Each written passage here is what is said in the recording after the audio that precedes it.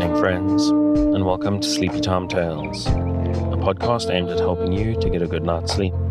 Do you find your mind troubled with the stresses of modern life, especially when the lights are out and you're trying to get a restful night? Does your spinning mind keep you awake?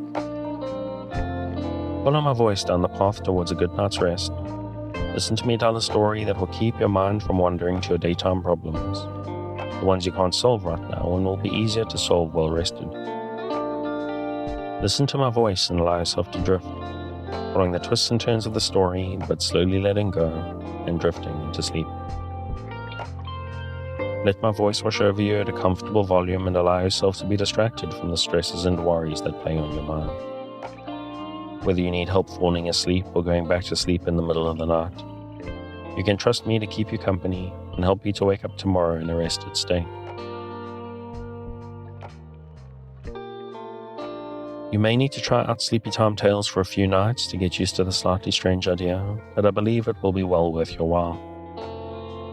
I'm here to work with you, to create a safe space, a cocoon in which you can curl up and allow nature to take its course. So settle down, relax, and allow yourself to get lost in my telling of tonight's story. Before we get to tonight's reading, I'd like to ask for a few minutes of your time. Sleepy Time Tales is a purely listener-supported podcast. I can only keep it going, I can only pay for the services and tools I use, and justify the time that I spend on it thanks to the generosity of listeners just like you. So if you're finding Sleepy Time Tales useful, if it's helping you to get a restful night and you would like to keep it going out to thousands of insomniacs just like you, and you have the means, please consider supporting on the Patreon at patreon.com/sleepytimetales.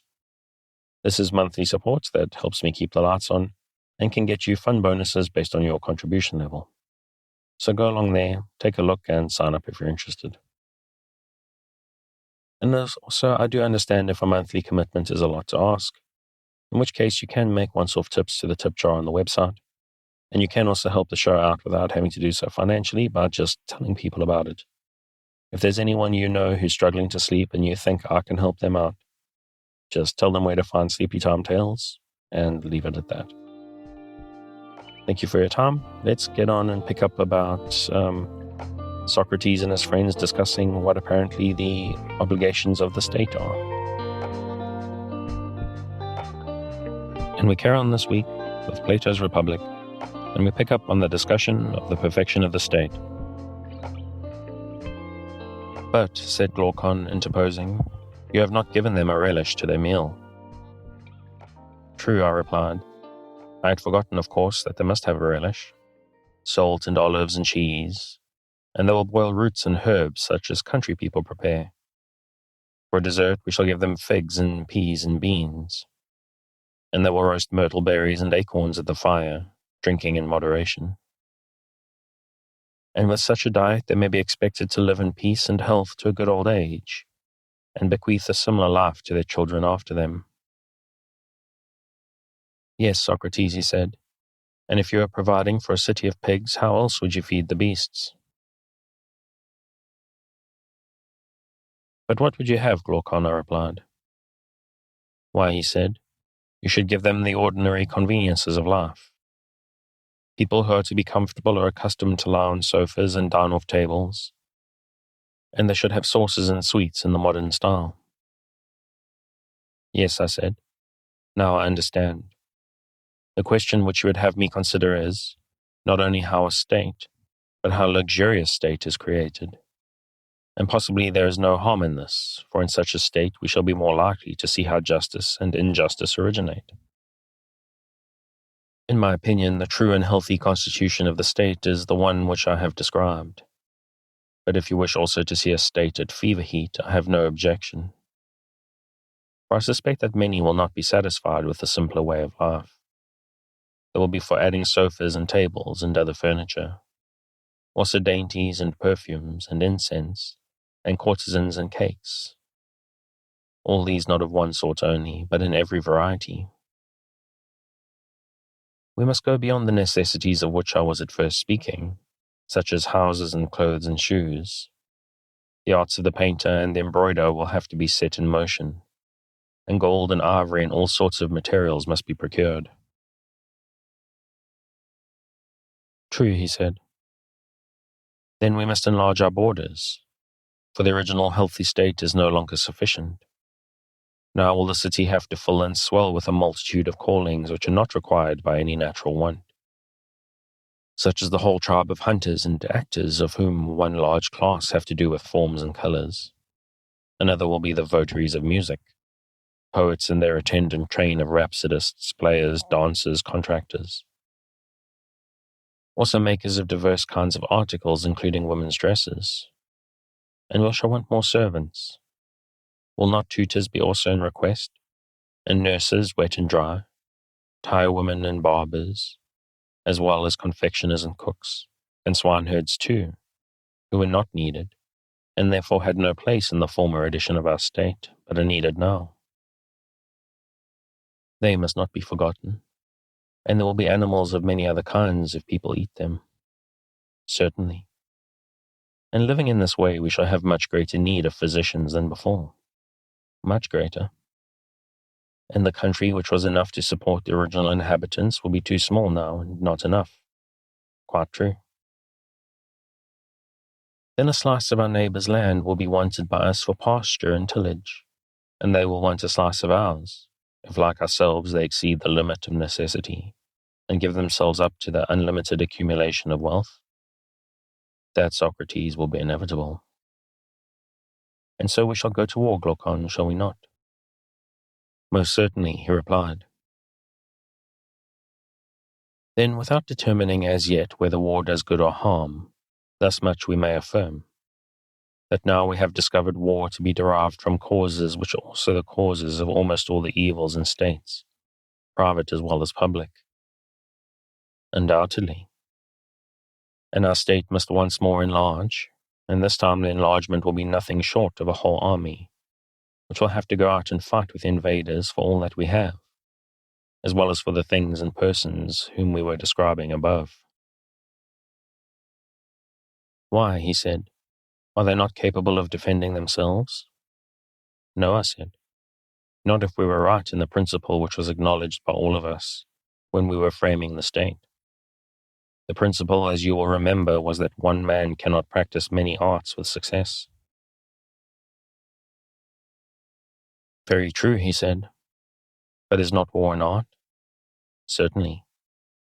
And an art requiring as much attention as shoemaking. Quite true. And the shoemaker was not allowed by us to be a husbandman or a weaver or a builder, in order that we might have our shoes well made. But to him and to every other worker was assigned one work for which he was by nature fitted, and that he was to continue working all his life long, and at no other. He was not to let opportunity slip. And then he would become a good workman. Now nothing can be more important than the work of a soldier should be well done. But is war an art so easily acquired that a man may be a warrior, who is also a husbandman, or shoemaker, or other artisan? Although no one in the world would be a good dice or draught player who merely took up the game as a recreation, and had not from his earliest years devoted himself to this and nothing else. No tools will make a man a skilled workman or master of defense, nor be of any use to him who has not learned how to handle them, and has never bestowed any attention upon them. How then will he who takes up a shield or other implement of war become a good fighter all in a day, whether with heavy armed or any other kinds of troops? Yes, he said. The tools which would teach men their own use would be beyond price. And the higher the duties of the guardian, I said, the more time and skill and art and application will be needed by him. No doubt, he replied. Will he not also require natural aptitude for his calling? Certainly. Then it will be our duty to select, if we can, natures which are fitted for the task of guarding the city. It will. And the selection will be no easy matter, I said. But we must be brave and do our best. We must. Is not the noble youth very like a well-bred dog in respect of guarding and watching? What do you mean? I mean that both of them ought to be quick to see, and swift to overtake the enemy when they see him, and strong too if, when they have caught him, they have to fight with him. All these qualities, he replied, will certainly be required by them. Well, and your guardian must be brave as he is to fight well. Certainly. And is he likely to be brave who has no spirit, whether horse or dog or any other animal? Have you never observed how invincible and unconquerable is spirit, and how the presence of it makes the soul of any creature to be absolutely fearless and indomitable? I have. Then now we have a clear notion of the bodily qualities which are required in the guardian. True. And also of the mental ones. His soul is to be full of spirit. Yes. But are not these spirited natures apt to be savage with one another and with everybody else? A difficulty by no means easy to overcome, he replied. Whereas I said they ought to be dangerous to their enemies and gentle to their friends. If not, they will destroy themselves without waiting for their enemies to destroy them. True, he said. What is to be done then, I said. How shall we find a gentle nature which has also a great spirit? For the one is the contradiction of the other. True. He will not be a good guardian who is wanting in either of these two qualities, and yet the combination of them appears to be impossible, and hence we must infer that to be a good guardian is impossible. I am afraid that what you say is true, he replied. Here, feeling perplexed, I began to think over what had preceded. My friend, I said, no wonder that we are in a perplexity, for we have lost sight of the image which we had before us. What do you mean, he said. I mean to say that there do exist natures gifted with those opposite qualities. And where do you find them? And where do you find them? Many animals are applied, furnish examples of them. Our friend the dog is a very good one. You know that well-bred dogs are perfectly gentle to their familiars and acquaintances, and the reverse to strangers. Yes, I know. Then there is nothing impossible or out of the order of nature in our finding a guardian who has similar combination of qualities. Certainly not. Would not he who is fitted to be a guardian, besides the spirited nature, need to have the qualities of a philosopher? I do not apprehend your meaning. The trait of which I am speaking, I replied, may be also seen in the dog, and is remarkable in the animal. What trait? Why, a dog, whenever he sees a stranger, is angry. When an acquaintance, he welcomes him, although the one has never done him any harm, nor the other any good. Does this never strike you as curious? The matter never struck me before, but I quite recognize the truth of your remark. And surely this instinct of the dog is very charming. Your dog is a true philosopher. Why? Why, because he distinguishes the face of a friend and of an enemy only by the criterion of knowing and not knowing. And must not an animal be a lover of learning who determines what he likes and dislikes by the test of knowledge and ignorance? Most assuredly. And is not the love of learning the love of wisdom, which is philosophy? They are the same, he replied. And may we not say confidently of man also that he who is likely to be gentle to his friends and acquaintances must by nature be a lover of wisdom and knowledge? That we may safely affirm. Then he who is to be really good and noble guardian of the state will require and unite in himself philosophy and spirit, and swiftness and strength. Undoubtedly. Then we have found the desired natures, and now that we have found them, how are they to be reared and educated? Is not this an inquiry which may be expected to throw light on the greater inquiry, which is our final end? How do justice and injustice grow up in states? For we do not want either to omit what is to the point, or or to draw out the argument to an inconvenient length. Adeimantus thought that the inquiry would be of great service to us. Then I said, my dear friend, the task must not be given up, even if somewhat long. Certainly not. Come then, and let us pass a leisure hour in storytelling, and our story shall be the education of our heroes. By all means. And what shall be their education? Can we find it better than the traditional sort? And this has two divisions, gymnastic for the body and music for the soul. True. Shall we begin education with music and go on to gymnastics afterwards? By all means. And when you speak of music, do you include literature or not? I do. And literature may be either true or false. Yes. And the young should be trained in both kinds, and we begin with the false. I do not understand your meaning, he said. You know, I said that we begin by telling children stories, which, though not wholly destitute of truth, are in the main fictitious. That was my meaning when I said that we must teach music before gymnastics. Quite right, he said. You know also that the beginning is the most important part of any work, especially in the case of a young and tender thing.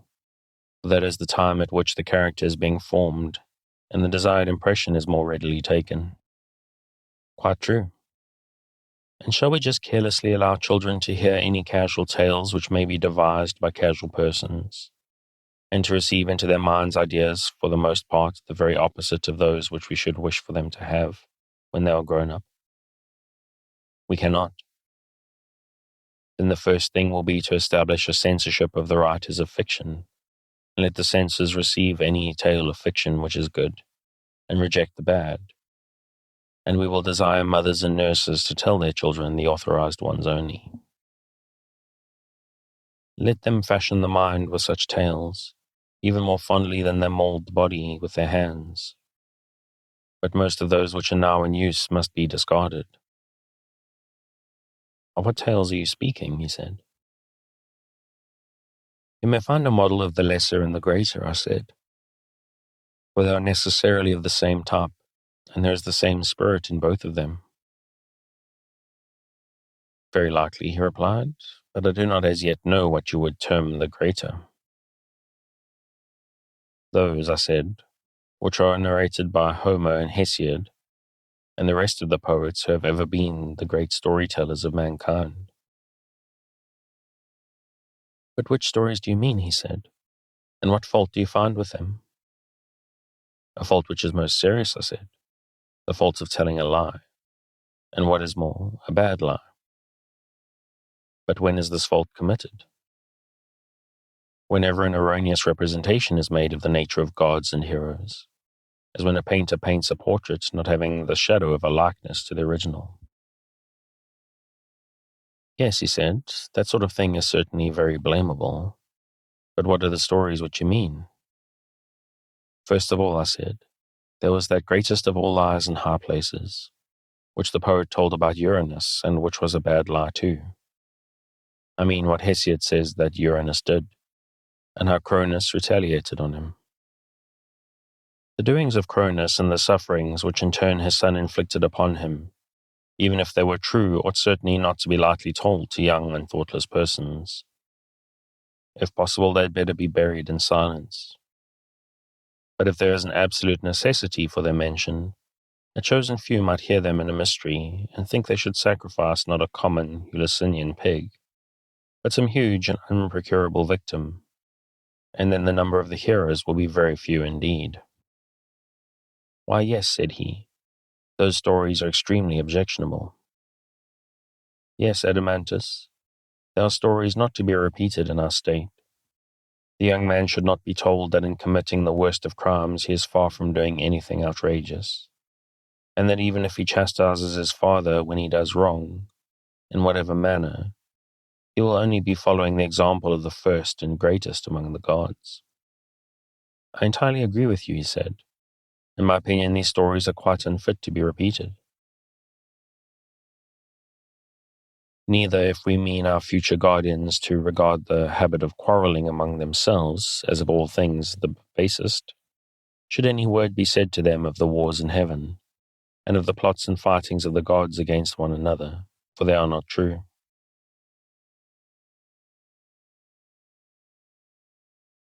No, we shall never mention the battles of the giants, or let them be embroidered on garments, and we shall be silent about the innumerable other quarrels of gods and heroes with their friends and relatives. If they would only believe us, we would tell them that quarreling is unholy, and that never up to this time has there ever been a quarrel between citizens. This is what old men and old women should begin by telling children, and when they grow up, the poets also should be told to compose for them in a similar spirit. But the narrative of Hephaestus binding here his mother, or how on another occasion Zeus sent him flying for taking her part when she was being beaten, and all the battles of the gods in Homer, these tales must not be admitted into our state, whether they are supposed to have an allegorical meaning or not. For a young person cannot judge what is allegorical and what is literal. Anything that he receives into his mind at that age is likely to become indelible and unalterable, and therefore it is most important that the tales which the young first hear should be models of virtuous thoughts. There you are right, he replied. But if anyone asks where are such models to be found, and of what tales are you speaking, how shall we answer him? I said to him, you and I, Adeimantus, at this moment are not poets, but founders of a state. Now the founders of a state ought to know the general forms in which poets should cast their tales, and the limits which must be observed by them. But to make the tales is not their business. Very true, he said. But what are these forms of theology which you mean? Something of this kind, I replied. God is always to be represented as he truly is, whatever be the sort of poetry, epic, lyric, or tragic, in which the representation is given. Right. And is he not truly good? And must he not be represented as such? Certainly. And no good thing is hurtful? No, indeed. And that which is not hurtful hurts most, hurts not. And that which is not hurtful hurts not? Certainly not. And that which hurts not does no evil? No. And can that which does no evil be a cause of evil? Impossible. And the good is advantageous? Yes. And therefore the cause of well-being? Yes. It follows therefore that the good is not the cause of all things, but of the good only. Assuredly. Then God, if he be good, is not the author of all things, as the many assert, but he is the cause of a few things only, and not of most things that occur to men. For few are the goods of human life, and many are the evils, and the good is to be attributed to God alone. Of the evils, the causes are to be sought elsewhere, and not in him. That appears to me most true, he said. Then we must not listen to Homer or any other poet who is guilty of the folly of saying that two casks lie at the threshold of Zeus, full of lots, one of good, the other of evil lots, and that he to whom Zeus gives a mixture of these two, sometimes meets with evil fortune, at other times with good, but that he to whom is given the cup of unmingled ill, him wild hunger drives o'er the beauteous earth. And again, Zeus is the dispenser of good and evil to us. And if anyone asserts that the violation of oaths and treaties which was really the work of Pandarus was brought about by Athene and Zeus, or that the strife of contention of the gods was instigated by Themis and Zeus, he shall not have our approval. And neither will we allow our young men to hear the words of Aeschylus, that God plants guilt among men when he desires utterly to destroy a house. And if a poet writes of the sufferings of Niobe, and the subject of the tragedy in which these iambic verses occur, or of the house of Pelops, or of the Trojan War, or on any similar theme, either we must not permit him to say that these are the works of God, or if they are of God, we must devise some explanation of them, such as we are seeking. He must say that God did was right and just, and they were the better for being punished, but that those who are punished are miserable, and that God is the author of their misery. The poet is not to be permitted to say. They may say that the wicked are miserable because they require to be punished, and are benefited by receiving punishment from God. But that God, being good, is the author of evil to anyone is to be strenuously denied, and not to be said or sung or heard in verse or prose by anyone, whether old or young, in any well-ordered commonwealth. Such a fiction is suicidal, ruinous, impious. I agree with you, he replied, and am ready to give my assent to the law. Let this then be one of our rules and principles concerning the gods, to which our poets and reciters will be expected to conform. That God is not the author of all things, but of good only. That will do, he said. And what do you think of a second principle? Shall I ask you whether God is a magician, and of a nature to appear insidiously now in one shape and now in another, sometimes himself, changing and passing into many forms, sometimes deceiving us with the semblance of such transformations? Or is he one and the same, immutably fixed in his own proper image? I cannot answer you, he said, without more thought. Well, I said, but if we suppose a change in anything, that change must be affected either by the thing itself or by some other thing. Most certainly. And things which are at their best are also least liable to be altered or discomposed. For example, when the healthiest and strongest. The human frame is least liable to be affected by meats and drinks, and the plant which is in the fullest vigor also suffers least from winds, or the heat of the sun, or any similar causes. Of course. And will not the bravest and wisest soul be least confused or deranged by any external influence? True. And the same principle, as I should suppose, applies to all composite things. Furniture, houses, garments, when good and well made, they are least altered by time and circumstances. Very true. Then everything which is good, whether made by art or nature, or both, is least liable to suffer change from without. True. But surely God and the things of God are in every way perfect? Of course they are. Then he can hardly be compelled by external influence to take many shapes. He cannot. But may he not change and transform himself? Clearly, he said, that must be the case if he is changed at all. And will he then change himself for the better and fairer, or for the worse and more unsightly? If he change at all, he can only change for the worse, for we cannot suppose him to be deficient either in virtue or beauty. Very true, Adeimantus. But then would anyone, whether God or man, desire to make himself worse? Impossible. Then it is impossible that God should ever be willing to change, being, as is supposed, the fairest and best that is conceivable. Every God remains absolutely and forever in his own form. That necessarily follows, he said, in my judgment. Then I said, my dear friend, let none of the poets tell us that. The gods, taking the disguise of strangers from other lands, walk up and down cities in all sorts of forms. And let no one slander Proteus and Thetis, neither any one, either in tragedy or in any other kind of poetry. Introduce Hera disguised in the likeness of a priestess taking in arms.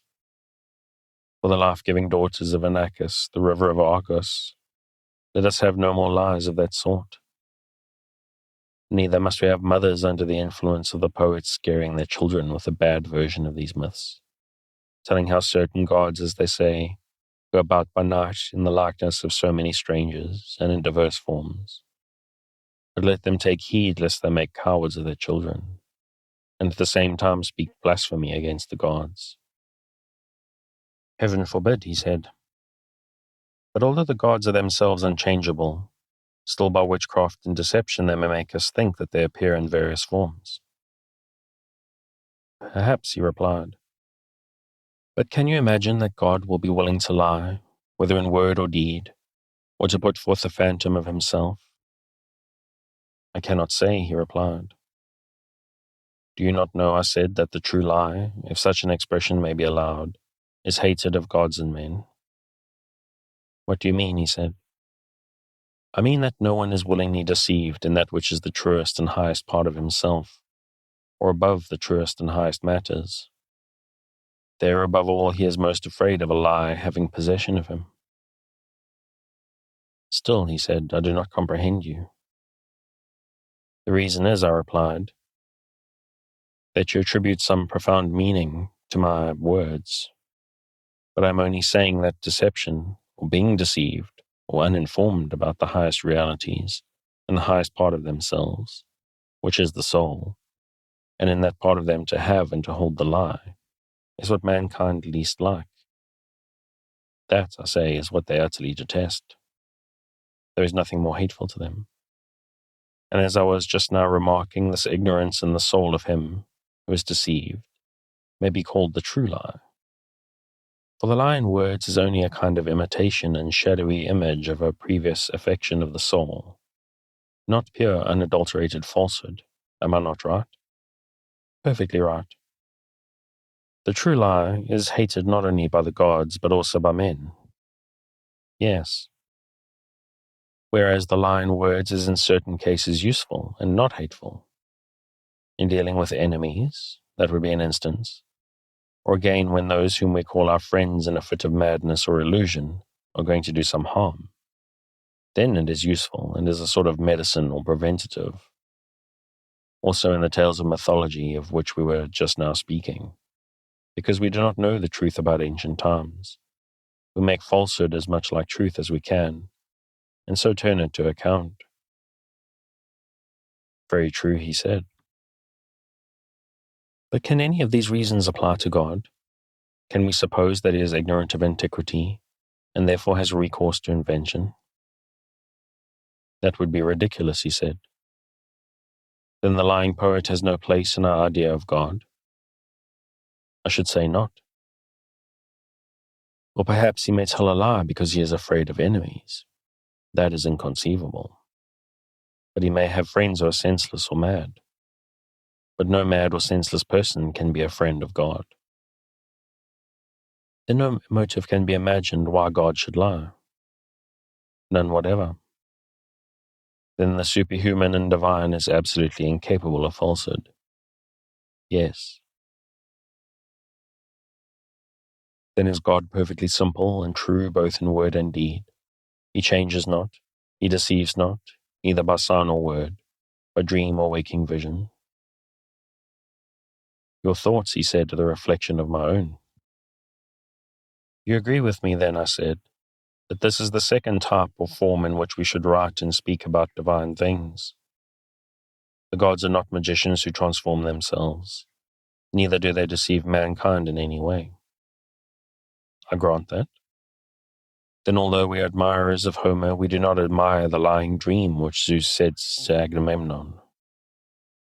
Then, although we are admirers of Homer, we do not admire the lying dream which Zeus sends to Agamemnon. Neither will we praise the verses of Aeschylus in which Thetis says that Apollo at her nuptials was celebrating in song her fair progeny, whose days were to be long, and to know no sickness. And when I had spoken of my lot as in all things blessed of heaven, he raised a note of triumph and cheered my soul. And I thought that the word of Phoebus, being divine and full of prophecy, would not fail. And now he himself who uttered the strain, he who I was present at the banquet, and who said this, it is he who has slain my son. These are the kind of sentiments about the gods which will arouse our anger, and he who utters them shall be refused a chorus. Neither shall we allow teachers to make use of them in the instruction of the young, meaning as we do that our guardians, as far as men can be, should be true worshippers of the gods and like them. I entirely agree, he said, in these principles, and promised to make them my laws. Book 3. Such then, I said, are our principles of theology. Some tales are told to be told, and others are not to be told to our disciples from their youth upwards, if we mean them to honor the gods and their parents, and to value friendship with one another. Yes, and I think that our principles are right, he said. But if they are to be courageous, must they not learn other lessons besides these, and lessons of such a kind as will take away the fear of death? Can any man be courageous who has the fear of death in him? Certainly not, he said. And can he be fearless of death? Or will he choose death in battle rather than defeat in slavery, who believes the world below to be real and terrible? Impossible.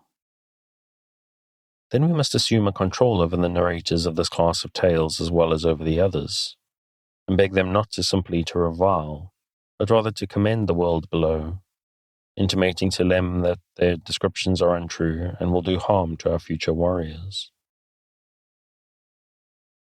That will be our duty, he said. Then, I said, we shall have to obliterate many obnoxious passages, beginning with the verses, I would rather be a serf on the land of a poor and portionless man than rule over all the dead who have come to naught. We must also expunge the verse which tells us how Plato feared, lest the mansions grim and squalid, which the neighbors abhor, should be seen both of mortals and immortals. And again, O heavens, verily in the house of Hades there is soul and ghostly form, but no mind at all. Again of Tiresias, to whom even after death did Persephone grant mind, that he alone should be wise, but the other souls are flitting shades. Again, the soul flying from the limbs had gone to Hades, lamenting her fate, leaving manhood and youth. Again, and the soul with shrilling cry passed like smoke beneath the earth. And the bats in hollow of mystic cavern, wherever any of them has dropped out of the string and falls from the rock, fly shrilling and cling to another. So did they with shrilling cry hold together as they moved.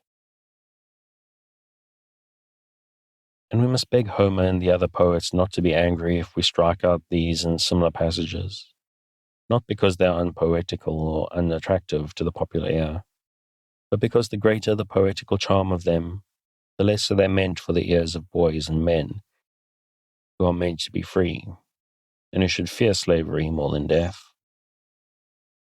Undoubtedly. Also, we shall have to reject all the terrible and appalling names which describe the world below. Casitas and Styx, ghosts under the earth and sapless shades, and any similar words which the very mention causes a shudder to pass to the inmost soul of him who hears them. I do not say that these horrible stories may not have a use of some kind, but there is a danger that the nerves of our guardians may be rendered too excitable and effeminate by them. There is a real danger, he said. Then we must have no more of them. True. Another and a nobler strain must be composed and sung by us. Clearly. And shall we proceed to get rid of the weepings and wailings of famous men? They will go with the rest. But shall we be right in getting rid of them? Reflect. Our principle is that the good man will not consider death terrible to any other good man who is his comrade. Yes, that is our principle. And therefore he will not sorrow for his departed friend, as though he had suffered anything terrible. He will not. Such an one, as we further maintain, is sufficient for himself and his own happiness, and therefore is least in need of other men. True, he said. And for this reason, the loss of a son or brother, or the deprivation of fortune is to him of all men least terrible. Assuredly. And therefore he will be least likely to lament, and will bear with the greatest equanimity any misfortune of this sort which may befall him. Yes, he will feel such a misfortune far less than another. And I think I'm going to leave it there for now. As always, if you'd like to pick up where I'm leaving off, you can pick up the original on Project Gutenberg at the link in the show notes.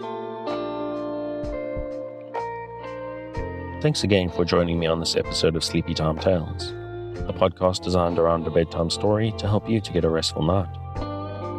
New episodes will be released every Sunday night to give you something fresh to help you rest in a new week. But make sure to follow or subscribe wherever you get your podcasts so that you can get your new episodes whenever they come out. Good night and sweet dreams.